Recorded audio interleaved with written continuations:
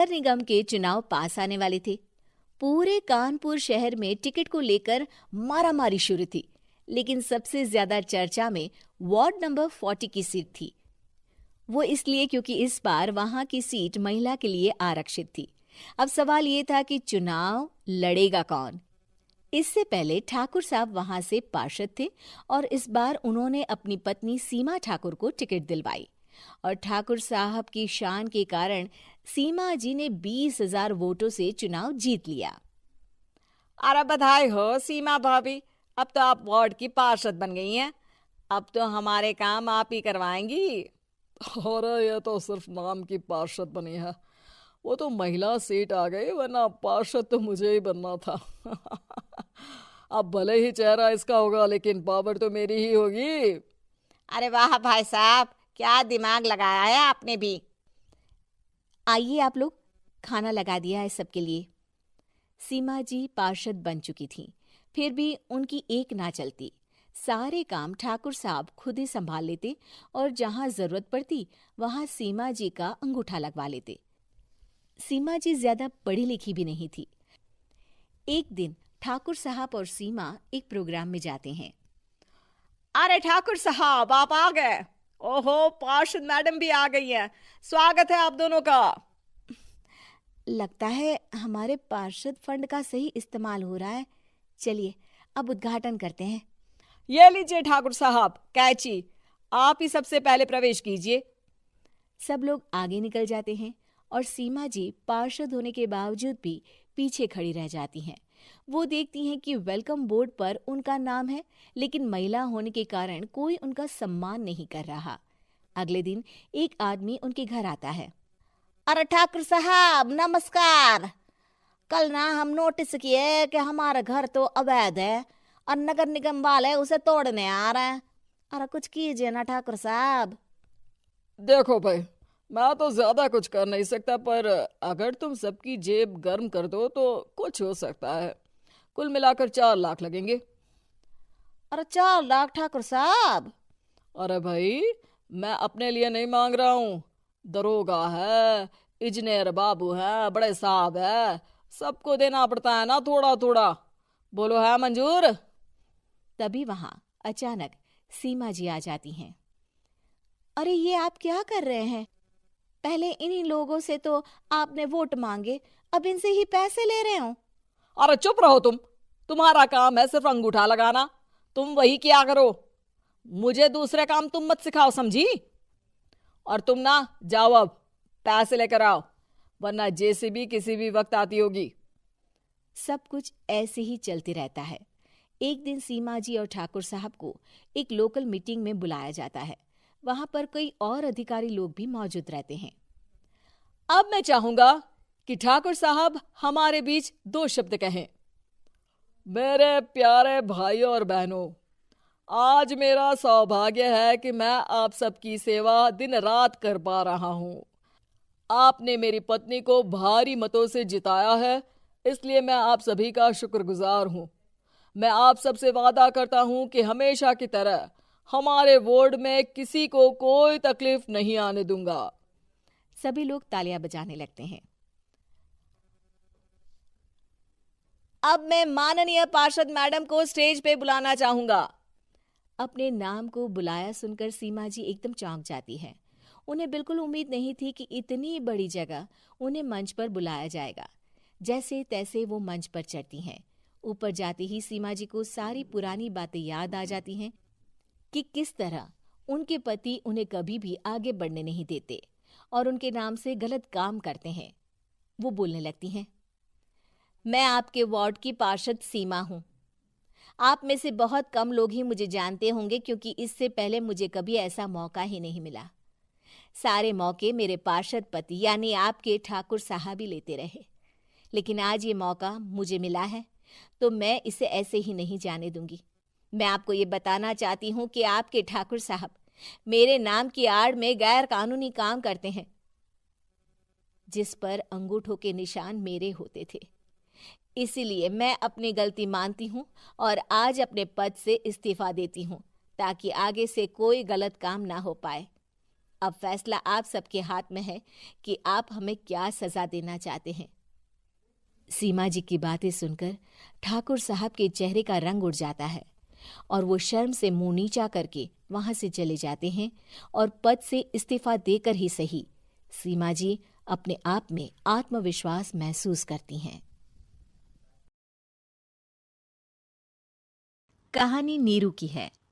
पंजाब की नीरू की शादी दिल्ली के राहुल से होती है। दिल्ली कितना बड़ा शहर है ना, लेकिन आप लोगों का घर तो बहुत छोटा है। हमारे पंजाब में तो ये बड़े बड़े घर होते हैं कि मजा ही आ जाता है। कोई बात नहीं नीरू, मैं भी तुम्हारे लिए बहुत बड़ा मकान बनाऊंगा बहुत जल्दी। नीरू के पिता जहां पंजाब के जाने माने व्यापारी थे, वहीं उसका पति राहुल दिल्ली में एक सिंपल नौकरी करता था। माँ, यहाँ तो घी मक्खन इतना महंगा है कि क्या बताऊं। मैं तो तरस ही जाती हूँ घी खाने के लिए। नीरू की माँ को ये सुनकर बहुत दुख होता है। मेरी बेटी को घी नसीब नहीं हो रहा है और ये बहू यहाँ बैठकर घी में शक्कर डाल रही है। देख वनिता, मैं साफ कह रही हूँ, इस घर में जितना घी आएगा उतना ही मेरी बेटी के घर दिल्ली भी जाएगा। अरे ये क्या बात होती है माँ जी? बेटी का उतना ही करो जो अच्छा लगे। अब क्या मायके से घी और मक्खन तक की सप्लाई करोगी आप? हाँ, मेरी बेटी किसी चीज को तरसे मुझसे बर्दाश्त नहीं होता। अब क्या था, नीरू के मायके में 2 किलो घी आता तो 2 किलो दिल्ली जाता नीरू के पास। एक दिन, माँ, बड़ी गर्मी पड़ती है दिल्ली में। इस घर में तो एक ही एसी है और वो भी ड्राइंग रूम में। सारा परिवार एक ही कमरे में सोता है। हाँ बेटा, वो तो हर घर की कहानी है। यहाँ भी एक ही एसी है। अरे बिल इतना आता है कि क्या बोलूं। तभी वहां राकेश आ जाता है। माँ, थोड़ी देर में यहाँ कुछ प्लम्बर आएंगे मेरे कमरे में एसी लगाने। जरा ध्यान से लगवा देना ना माँ। ओए, ऐसे कैसे तेरे कमरे में एसी लगेगा? हाँ राकेश, एक बार बात तो कर लेता। अरे पापा, वो वनिता को गर्मी में नींद नहीं आती। ड्राइंग रूम में सबके साथ सोने में वो अनकंफर्टेबल है, इसलिए। अरे पूरे परिवार के साथ वहां तेरी बहन नीरू भी तो सोती है। वो नहीं हो रही क्या अनकंफर्टेबल? समझ रहा है ना? अगर एसी लगेगा तो एक दिल्ली में तेरी बहन के कमरे में भी लगेगा, तभी तू लगा सकेगा। राकेश वनिता को सारी बात बताता है। वनिता करती भी क्या, मन मारकर बैठ जाती है। माँ, ये लोग ठीक नहीं है, क्या करूं मैं? अरे बेटी, यहाँ आ जा, तू यहाँ आकर रह ले। अरे छोड़ दे ऐसे पति को। कैसे छोड़ दूं माँ? समाज क्या कहेगा, लोग क्या कहेंगे? वैसे भी मेरा एक बेटा है मयंक। अरे हटा बेटा, तेरी उम्र ही क्या है? इतनी परेशान रहेगी तो काम कैसे चलेगा? खैर, बात आई गई हो जाती है। माँ को लगता है कि नीरू ठीक है, तो वहीं नीरू के मन में एक ही लाइन चल रही होती है, यहाँ आजा। माँ ने तो बोल ही दिया है कि यहाँ आजा। बस मयंक थोड़ा सा बड़ा हो जाए, इन गरीबों को छोड़कर मैं वापस माँ के पास ही चली जाऊंगी। वो इसी सोच में बाजार में चल रही थी कि मैम, आपका दुपट्टा जमीन को छू रहा है। नीरू जैसे ही उस लड़के की तरफ देखती है, देखती ही रह जाती है। हाय रे, कितना सुंदर लड़का है ये। अब क्या हुआ? मैंने कहा आपका दुपट्टा। तो खुद ही उठाकर दे दो ना। लड़का समझ जाता है कि नीरू उस पर फिदा हो चुकी है। वो उससे उसका नंबर लेकर चला जाता है। अब क्या था, नीरू और रोहित में लगातार बातें होने लगती है। मैं हरियाणा का रहने वाला हूँ, यहाँ एक बड़ी कंपनी का मैनेजर हूँ। अच्छा, और कितने बच्चे हैं तुम्हारे? बच्चे? अरे मेरी तो शादी भी नहीं हुई है। तुम बताओ, शादी करोगी? नीरू शर्मा जाती है। अब लेकिन मैं तो पहले से ही शादीशुदा हूँ। मुझे फर्क नहीं पड़ता, बस तुम शादी कर लो, भाग चलते हैं। बहुत पैसे वाला हूँ मैं, हमेशा खुश रखूंगा तुम्हें। नीरू रोहित से मिलकर सारा प्लान बना लेती है और फिर एक दिन घर से भाग जाती है। दोनों शादी कर लेते हैं। शादी के बाद क्या बात है नीरू, तुम्हें परेशान सा देखता हूँ। सब ठीक तो है ना? हाँ हाँ, सब ठीक है।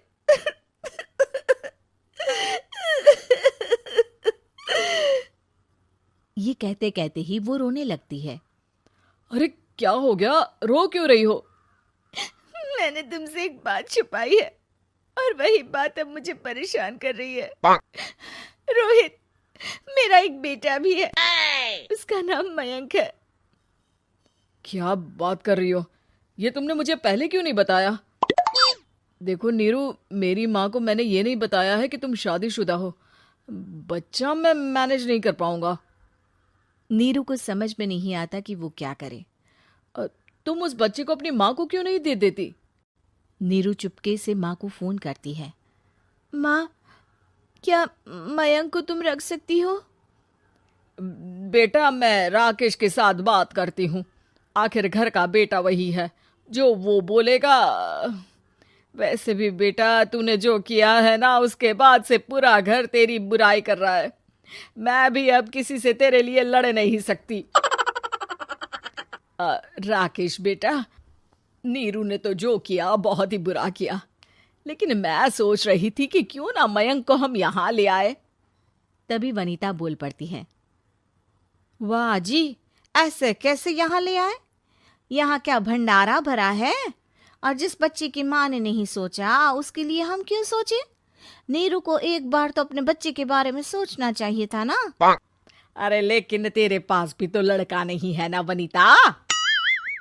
माँ, वनीता ठीक बोल रही है। कल को वो बड़ा होकर इसी घर का हिस्सा मांगेगा तो हम क्या करेंगे? माँ कहती भी तो क्या, वो चुप रह जाती है। वहीं नीरू का पहला पति कहता है। माँ, अगर आज भी वो वापस आ जाए तो मैं उसे माफ कर दूंगा। बेटा, गरीबी चीज ही ऐसी है, क्या करेगा? तू तो अब मयंक का सोच। वो बेचारा तो बिना माँ का हो गया। मयंक के खातिर तू दूसरी शादी कर ले बेटा। लोगों के लाख समझाने के बाद नीरू के पहले पति की शादी रिद्धि से हो जाती है, जिसके पहले पति से 2 बच्चे होते हैं। देखो जी, मैंने शादी सिर्फ बच्चे के खातिर की है। मैंने भी शादी सिर्फ बच्चों के खातिर की है। वहीं नीरू के दूसरे पति के मन में ये बात घर कर जाती है कि नीरू एक मासूम बच्चे को उसके खातिर छोड़ कर आई है। अब देखो नीरू, मुझे लगता है कि जो औरत अपनी कोख का बच्चा छोड़ सकती है, वो तो कुछ भी कर सकती है। कल को तुम्हें मुझसे अच्छा कोई मिल गया तो तुम तो मुझे भी बाय बाय कर दोगी ना। नीरू को अब उसका दूसरा पति ताने देना शुरू कर देता है। तंग आकर नीरू उसके यहाँ से भागकर अपने पहले पति के पास चली जाती है, लेकिन ससुराल में क्या लेने आई है नीरू, मयंक को? नहीं नहीं सासू माँ, मुझसे गलती हो गई, मुझे माफ कर दीजिए। नीरू, अब वक्त खत्म हो गया है, मेरी शादी हो चुकी है। तो छोड़ दो ना उसे, हमारा बच्चा है। मैं आपको अपनी माँ नहीं मानता, मेरी नहीं मान तो बात अच्छी है। नीरू मयंक की बात सुनकर समझ जाती है कि उसके पास अब न आसमान रहा ना ही जमीन।